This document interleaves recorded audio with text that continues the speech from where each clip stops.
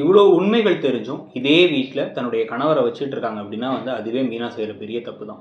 ஏன்னா தெளிவாக இவ்வளோ ஓரவஞ்சனைகள் நடந்திருக்கு. இந்த ஃப்ளாஷ்பேக் தெலுங்கு வெர்ஷன் மாதிரி இல்லைங்கிறத நம்ம பல தடவை புலம்பியாச்சு. இங்கே பார்த்தீங்கன்னா ரொம்ப டம்மியான ஒரு ஃப்ளாஷ்பேக் தான்.